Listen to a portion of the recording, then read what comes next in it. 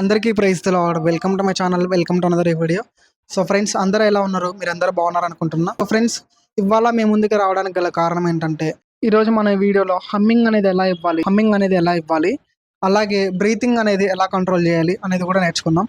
చాలా మంది మనం చేసే వీడియోస్లలో బ్రీతింగ్ కంట్రోల్ ఎలా చేయాలో చెప్పండి బ్రదర్ అనేసి చాలా మంది అడిగారు. సో ఎవరైతే మ్యూజిక్ నేర్చుకోవాలనుకుంటున్నారో, సో ఎవరైతే ఇప్పుడిప్పుడే మ్యూజిక్ నేర్చుకుంటున్నారో, బిగినర్ గా ఉన్నారో, సో ఈ వీడియో వారికి చాలా హెల్ప్ అవుతుంది. అలాగే మీరు ఆల్రెడీ ఒక సింగర్ అయి ఉన్నా కూడా మీకు ఇంతవరకు హమ్మింగ్ చేయడం రాకపోతే, సో ఈ వీడియోలో మీరు హమ్మింగ్ అనేది ఎలా చేయాలో చూసి నేర్చుకోవచ్చు.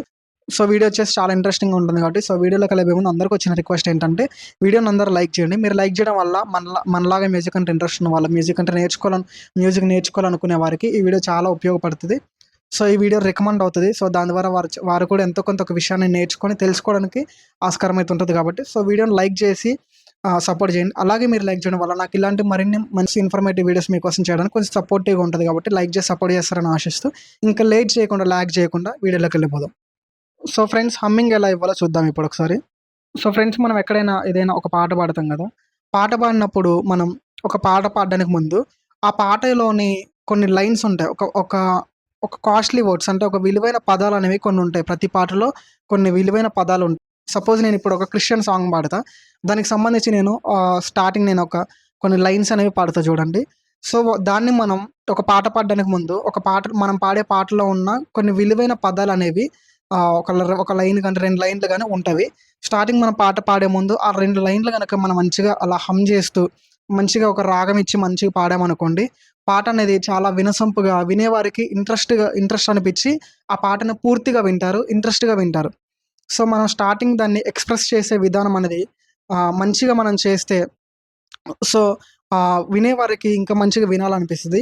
అప్పుడు పాట కూడా చాలా అందంగా అనిపిస్తది. సో ఓకేనా. సో ఇప్పుడు నేను సపోజ్ ఒక పాట ఉందనుకోండి. నేను ఇప్పుడు ఆ పాటని దానికి స్టార్టింగ్ ఒక హమ్మింగ్ ఇస్తా. చిన్న రాగం ఇచ్చి పాడతా. మీరు ఈ విధంగా మీరు పాడగలిగితే మీ పాట అనేది చాలా బావుంటది. ఒకసారి చూడండి. కలవరపరచే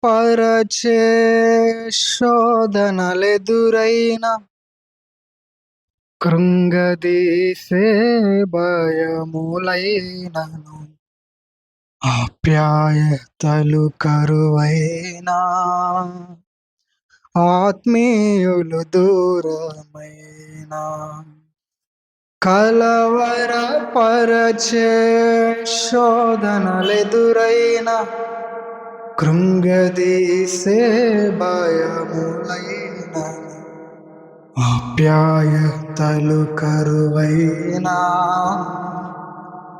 ఆత్మీయులు దూరమైనా, జడియకు నీవు మహిమలో నిలుచుటకు యేసే సరిపాటి, నా యేసే పరిహారి.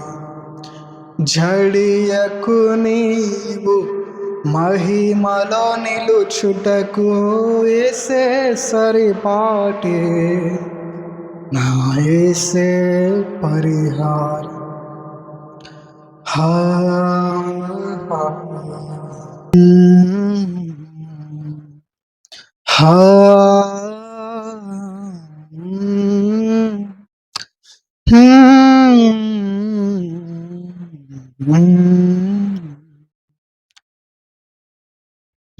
హా పరిపూర్ణమైన నెమ్మదినిచ్చుటకు, చింతలన్నీయు బాపుటకు, ప్రయాస పడువారి భారము తొలగించుటకు, అతి సుందరుడా నా స్తుతి సదయుడా, కోటి సూర్యకాంతులైన నీతో సమమగున, అతి సుందరుడా నా స్తుతి సదయుడా, కోటి సూర్యకాంతులైన నీతో సమమగున, ఎనలేని నీ ఘన కార్యములు తలచి స్తుతించుచు నేను మహిమ పరతును.